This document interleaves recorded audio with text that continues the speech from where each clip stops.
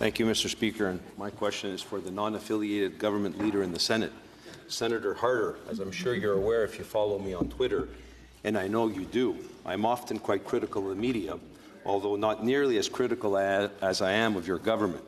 Freedom of speech, you see, is a wonderful thing, isn't it? As is, despite all of my criticism of them, a free and independent media, they, along with the opposition voices in Parliament, are pillars of our democracy. It's how we hold our governments to account, and those voices should never be muzzled, no matter how much you may disagree with criticism that you and your government may be facing. Senator Harder, how far is your government willing to go to shut down dissent and opposition? You say you believe in a free, independent media, yet here in the last couple of weeks, what do we have? We've seen your leader talk about imposing a digital charter without details on exactly how he intends to censor the Internet. He has appointed Jerry Diaz to a panel that will help decide which outlets receive a taxpayer-funded media bailout.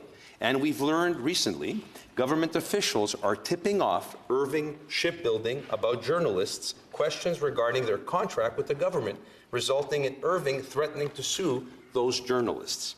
Seems to be a lot of that kind of talk going around these days. But I digress. My question is this, Senator Harder. How far are you and Prime Minister Justin Trudeau willing to go to shut down criticism of their government?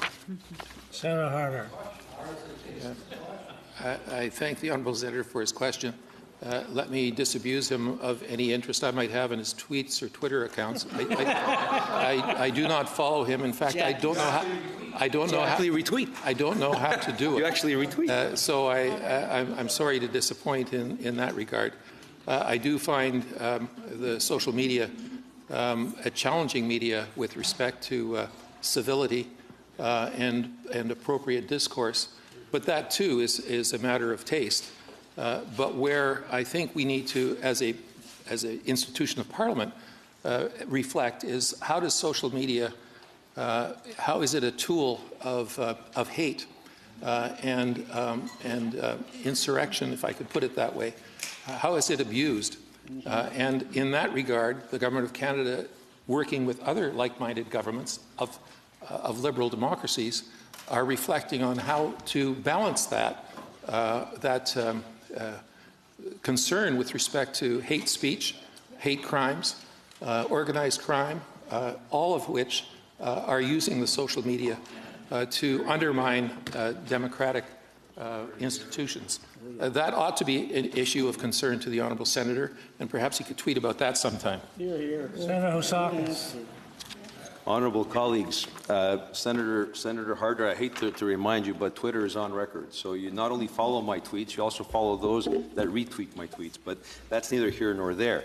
What's important to point out that this is not about trying to just simply squash the opposition and criticism. The government is not preoccupied with answering questions. You're always preoccupied. You keep talking about questioning the government as being hate. Questioning the government is our right to question, and it's your obligation to answer. I think we all know how far this government is actually willing to go. We just need to ask former Attorney General Jody Wilson-Raybould, or former Minister Jane Philpott, or for that matter, Vice Admiral Norman and his family, whose lives have been made hell for the past 2 years. And simply and all because this Prime Minister can't handle when someone stands up and calls him out for his hypocrisy. And again, I ask you a second time to answer my first question. Who in the Government of Canada has been giving information about questions coming from journalists to Irving Shipbuilding, and why is that being done? That's the question. Well, I'm glad to see that he settled on one question. Let me simply refer him to the answer provided by the ministry, which clearly indicated that the responsibility of dealing with the media is not that of the government, but of the organization that is in question, in this case Irving. And the minister responsible has urged that the appropriate and more appropriate, I guess, response be forthcoming to the media. It's the media and Irving at fault. It's Irving's fault.